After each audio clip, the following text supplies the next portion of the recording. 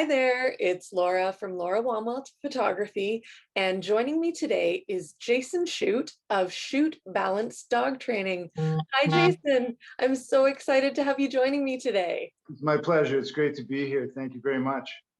So you have been active in the Guelph dog community for quite some time, but for those folks who may not have heard of you, I would love to know how you would describe your business. Sure. So, I'm a dog trainer. My business is a dog training business. I've had my business established here in Guelph since 2008. I kind of refer to myself as a play and reward-based balance style dog trainer. I focus primarily on obedience and problem solving, behavior issues, et cetera, et cetera. Excellent. So 2008, that's quite some time to be in business. How did you get started down this road? I got started because I have in my family a number of animal wranglers and trainers. It kind of runs in the family, and I was inspired by them to get into or to make a living doing and working with the animals that I love. And so I sort of followed their lead a little bit. They also encouraged me, but I had an opportunity to sort of change directions in what I was doing in the sort of early 2000s, and I got a opportunity to apprentice with a master dog trainer in Niagara region. And I did a 3-year apprenticeship. Of course, typically in the dog training world, apprenticeships run around a year or so. I went deep, as I tend to do with most everything that I do, probably including the answer that I'm giving you to your question. And so, yeah, and so I did a sort of a lengthy apprenticeship and then opened up my business in 2008. So your business is called Shoot Balanced Dog Training. What does balanced training mean? Balanced dog training essentially is an approach that encompasses all aspects of sort of operant conditioning and classical conditioning. So there are, as you know, in the dog training world, there are people love to sort of camp up in the dog training world. And so, at one end of the spectrum, you have your all positive, force-free type dog training. The other end of the spectrum, you have your old school yank and crank, sort of like wolf pack theory, dominance theory based kind of stuff. And then in the middle, you have this balanced sort of approach.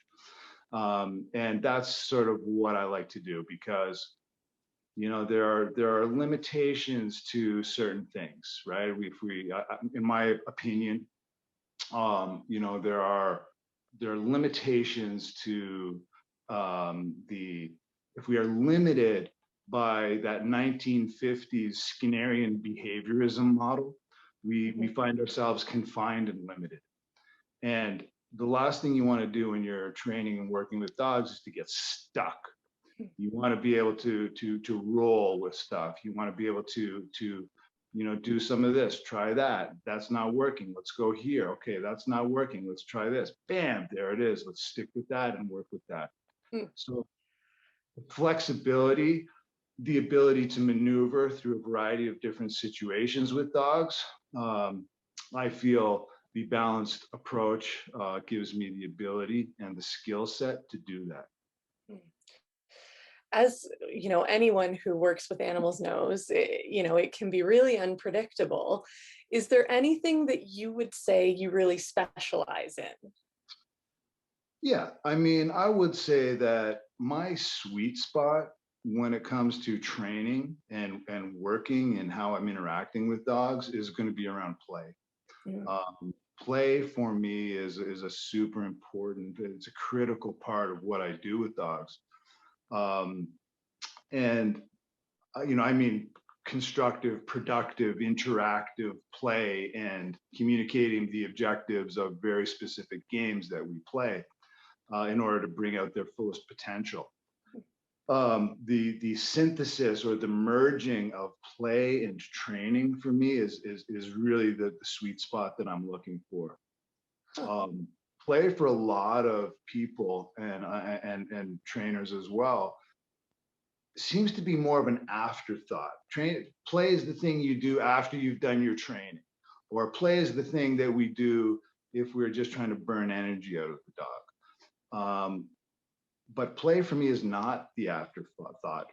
Play is really a focus. Play is an integral part of how I work with dogs to develop, you know, trust, cooperation, teamwork, impulse control, working through the commands, you know, conditioning the dog to respond to me and want to listen to my information when they're in a super high state of arousal. Yeah. One of the challenges I think that a lot of people encounter when they're working with their dogs is that they're typically working with their dogs in a low or mild state of arousal. So when dogs hit a higher state of arousal, they get cranked up, they become adrenalized, they're full of endorphins and dopamine. That's when they tend to listen less to their humans. And that's typically when we need them to listen the most. So for me, you know, I love to get dogs cranked up through play and then work in my obedience pieces back into play. And the way that I do this is I like to spend much longer in the reward phase of the play than in the working phase, which is sort of a slightly different approach. You often see people who are using play as a reward will use the play or the toy almost like a food reward, in that the dog performs a behavior, maybe they're marking it, they give the dog tug, tug, tug, out, and then they're right back into work again. And they're teasing the dog with the appearance of play. I much prefer to spend much longer. I might play for 3, 4, 5, 6, 8 minutes and ask for one simple command within that time. And then bam, we're back into our reward phase. Always more time in the reward phase than in the work phase for me, typically. And then, of course, we can start stringing behaviors together and asking for more or less, depending on what the dog is, how they're motivated they are, how into it, those type of things.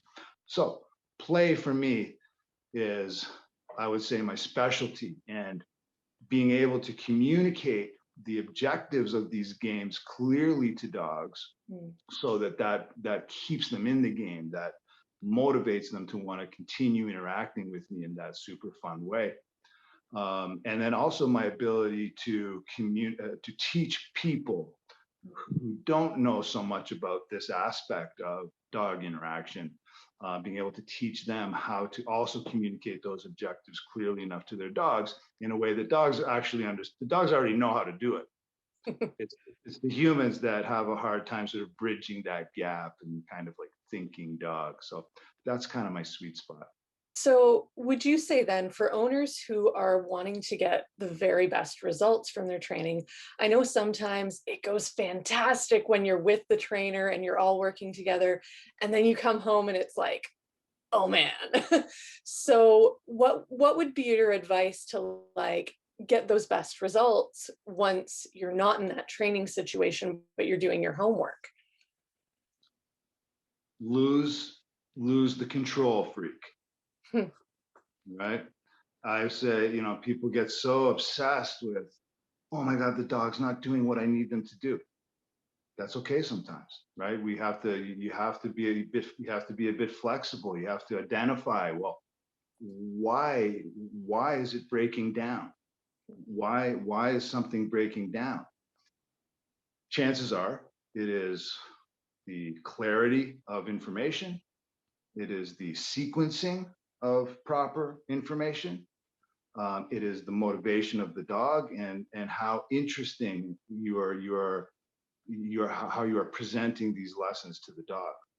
I mean, the very first thing is to identify what is the breakdown, and if you can, and then once you can identify what that is, well, then just chill out, right? Take a step back, take some breaths, relax, okay? Like lose the control freak. Um, Let it breathe a little bit, right? Take a moment. Okay, this is what's going on. This is where it fell apart. Okay, what was it? And now let's analyze it, come up with a game plan, and then come back to it. If you need to take a break, take a break. If you need to come back to walk away and come back the next day, that's cool too. But people take it personally when they are trying to teach their dog something and the dog's not responding. And so that's when we start to get frustrated because we've built up expectations in our head. And the trainer made it look easy, so why can't I do it? Well, that's what they do. So I like people just to kind of lose the control freak and ultimately don't worry about your own timeline. We tend, we live in we are obsessed with this, needing everything now in this time in our society, right? We live in like Amazon Prime world, right? I want everything now, or yesterday is even better. And when you're training dogs, and when you're working with any animals, when you're training with dogs, your timeline is really fairly irrelevant in the whole grand scheme of things. It's the dog's timeline ultimately is the only thing that matters. I love that advice. I think too often we forget, even if we're trying to instill a behavior or, you want it to be fun for both the dog and the owner, because that's what keeps it going. Yeah, man, that's what it's all about. That's why you're doing it. That's why you have a dog in the first place. Right. Yeah. So, what's one thing that you wish that the general public knew about dog training? So, I mean, my feeling is that the sort of the general perception of dog training is of course influenced by what people see on TV, whatever, right? They're watching dog shows. There are a bunch out there, right? And they're all sort of, work off elapsed time, right? So there are lots of drama and elapsed time box in the corner, 3 minutes. And okay, the dog is now, submitting to or whatever, right? I mean, that to me is completely unrealistic. I mean, good dog training doesn't make good TV. Hmm. Right? It doesn't. I've had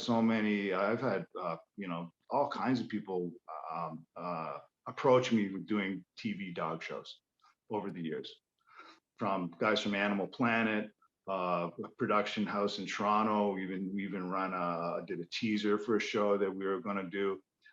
There's all, but dog training isn't exciting for TV. It makes boring TV because good dog training is gradual, incremental,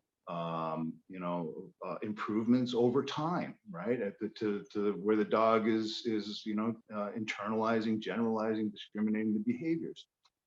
It takes time, and so oftentimes then people want you to fix a problem in under 3 minutes because that's what they saw on TV. And so my job is then to explain to them, well, you know what, that's a produced TV show. That is, they're setting that drama up. What we don't see is where are those dogs next week? Where are those dogs in a month from now? Where are those dogs 2 years from now? What are we talking about in terms of long-term lasting training? The quick fix stuff generally doesn't work that well or last when we're talking about dogs. So the quick stuff, right? I show up to somebody's house. Okay, I need you to fix this, this, and this. Okay, well, let's talk about actually what's going to happen. So, if folks are wanting to seek out a dog trainer, what are some key things that you would encourage people to look for? Yeah. I think if you have a dog, you should seek out a dog trainer, even just to get some basics under your belt, learn how to communicate, learn how to play, these type of things. You don't even have to train with me. But here, the thing that I always recommend to people is, um, you know, if you're looking for a dog trainer, call them up, um, go and observe a class in session. Okay. I want people to find the right fit for them. So if you call up 4 or 5 dog trainers and you go to them and you ask them if you can sit in a class, well, now you can see how these people interact with the client, the human clients, and you can also see how they work with the dogs. And some are great with dogs, not so good with people. Some are great with people, not so good with dogs. You got to find that balance that works for you. You're spending your hard-earned money.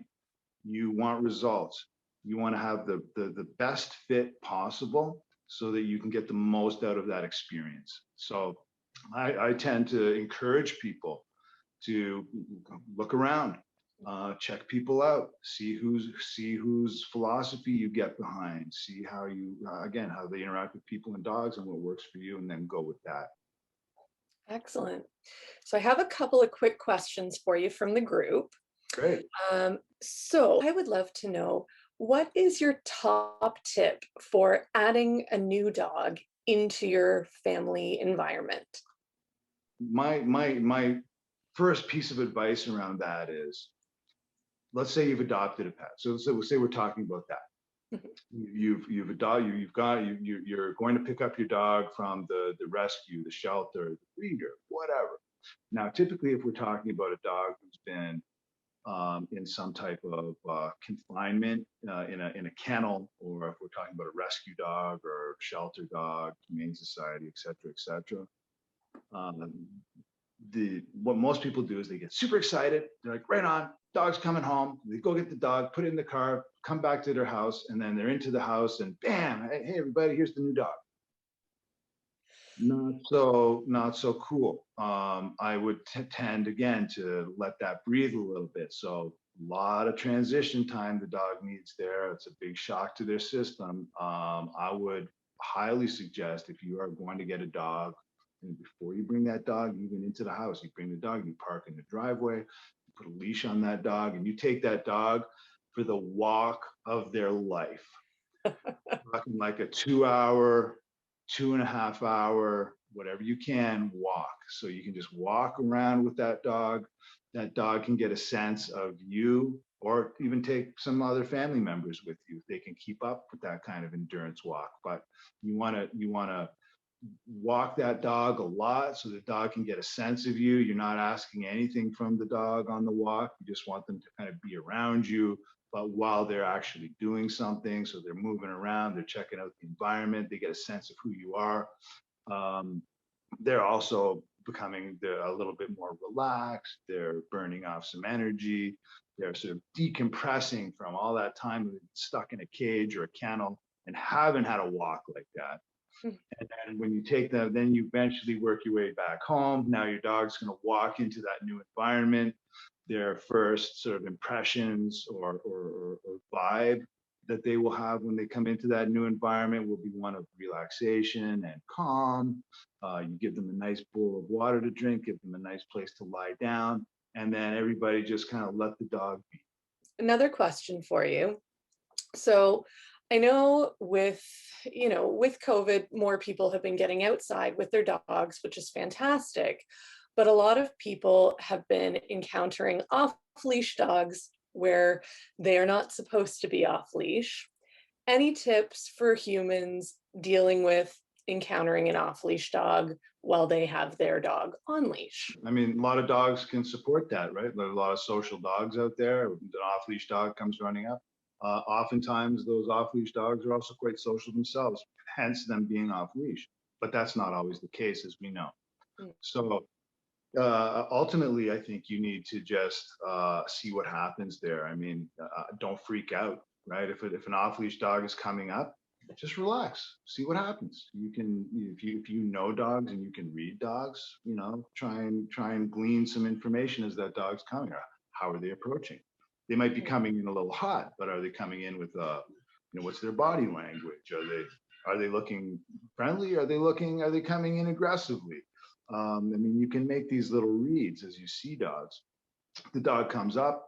A lot of people initially are going immediately are going to tighten up on their own leash, preparing for potentially the worst, adding a lot of tension to their leash and to their dog, potentially triggering other unwanted responses in the dog. So my advice is just to relax, just chill out, man. Let the dog approaches, see what happens. You know, if you need to make a move, you could just get in there, do some hollering, some clapping, scare the other dog away. But you don't want to start there, because now you could startle your own dog, or communicate to your dog that you're afraid of that other dog. Maybe that's going to create some type of a reaction. So we don't want to get this feedback loop going. You just want to kind of assess how it's happening, and just go with what information or what is presented to you. If you need, it's going to be a fight, break it up, stop it. If it's going to just a nice little pleasant interaction, well, great, let that happen. Why not? It just depends on your dog. If you have a social dog, if you have a nervous dog, you have an antisocial dog, or a defensive dog, or a territorial dog, or there's so many other aspects to that. But in general strokes, I like to just be kind of chill about it and see what happens. Typically, your dog is looking to you for information also on how you're going to handle the situation. So if you handle the situation with some composure and some calmness, your dog will probably respond in absolute kind. Hmm. I love that advice. One last question for you. So we had one owner who has two dogs at wildly different levels of training. So one's a border collie, so smart as a whip, and one is not. So when you have two dogs who have different reactions to training and different levels of training, as an owner, do you still train them together, or do you split them up for training? You split them up for training for sure. You know, trying to train two dogs who are even fairly even with training at the same time is a challenge, right? I generally don't suggest that anyway.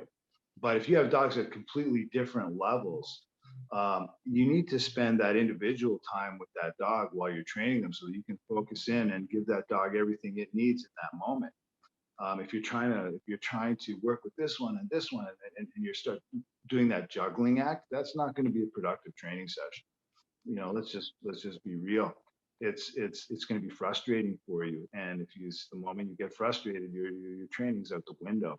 Hmm. So I highly recommend you spend, you spend individual time with those dogs, and because they possibly need different approaches. They may need different dynamics, or need different learning environments, right? So you have to be able to work with one dog that's in front of you at a time, and then just kind of be all there, be completely present with that one dog, and give them everything that you can give them, and get that reciprocating sort of energy feedback loop going. Fantastic.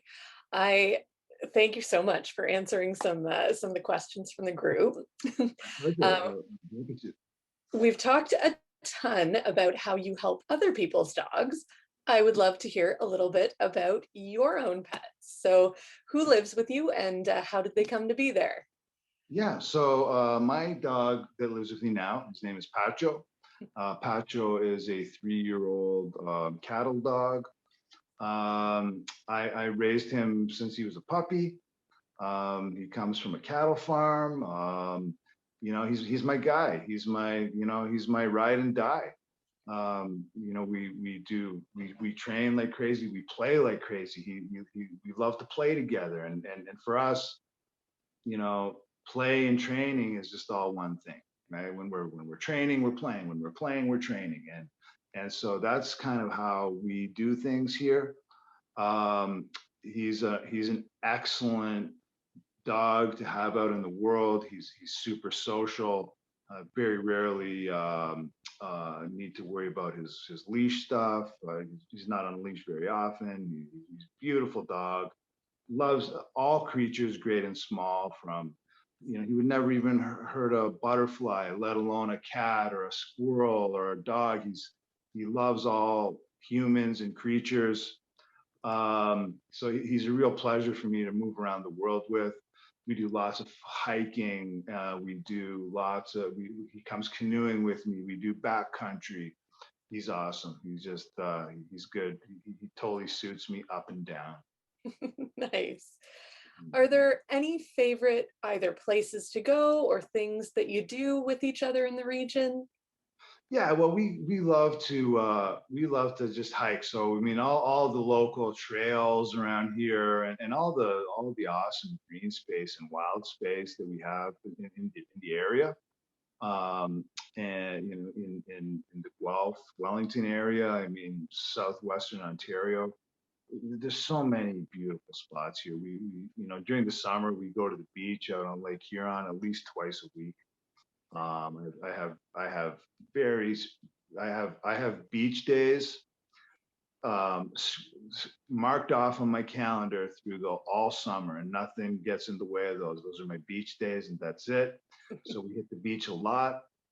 Um, like that's kind of the stuff we do, you know. Like I just do I live my lifestyle the way I love to, and he is absolutely adapted to how I flow, and so we make an awesome team that way. Nice. So, Jason, I really appreciate you spending some time tonight. So, before we end off, I have some quick fire questions for you. Great. Love them. All right. Cat or dog? Dog. Favorite breed? Cattle dogs, and here's one that's going to blow your mind: dachshunds.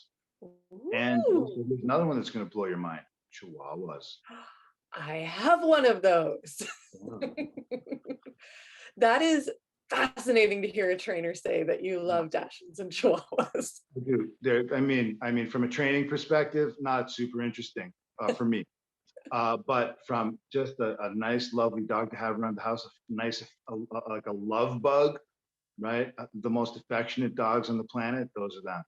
You know, I also am a big fan of, I should say, the street dogs that I work with internationally. I'm a big fan of the street dogs, like the Filipino Aspens, the Asong Pinoy are among my favorite dogs. The Indian Pie dogs, I've worked extensively with them. Love those dogs. And then, of course, from a training perspective, if I want to get into some hot, heavy training, you know, we're looking at, you know, some more working type breeds, you know, the Malinois, the Dutch Shepherds, those type of dogs. I also love those type of dogs also. But for me personally, like my number one is going to be the cattle dogs. Those are nearest and dearest to my heart, probably. Awesome. What is Pacho's favorite treat? Chicken feet. Awesome. Raw. Would you say Pacho is full of beans, full of dreams, or full of something entirely different? Full of dreams. Nice. Um, if a human actor were to play Pacho in a movie, who would play him? Sean Connery. Awesome. If time and money were no object, what's one amazing thing that you would do with Pacho? I would take him to China and we would hike the entirety of the Great Wall. What an amazing answer. That's so fantastic. Mm. I love hearing most people I ask that question, they're like, I want to travel with my dog. Mm. So that ends it off for the quick fire. Again, thank you so much for giving your time. Before we close it out, I would love to know how the Southwestern Ontario pet parent community can best support you. Well, you know, the community, the dog community in this area has always supported me. I mean, I couldn't even, you know, start to express the entirety of my appreciation for the local dog community. You know, they've supported me so and shown me so much love over the years. You know, they've been, you know, voting me their favorite dog trainer through the all the different awards, community awards platforms and stuff like that for many years in a row. And I couldn't ask anything more from them. I mean, that showing me that support in that way is ultimately the best thing they can do for me. Also, much less about showing me the support, but showing the dogs the love. I mean, there are so many dogs in need out there. If you really want to support dog people, you got to support the dogs too, and donating to local rescues, international dog rescues, those type of things where they need the support more than us, working trainers. That I think would be my favorite way to show some love to the dog community, would be to the dogs themselves through some type of donations to your favorite rescue organization. That is an absolutely perfect answer to that question. So thanks so much, Jason. I really appreciate it. It's absolutely a pleasure. It's nice to speak with you and your community. And thank you folks so much for listening. This is Laura from Laura Womwell Photography. I'm joined by Jason Shute of Shute Balanced Dog Training. And we both hope that you and your pets have an awesome day. Bye.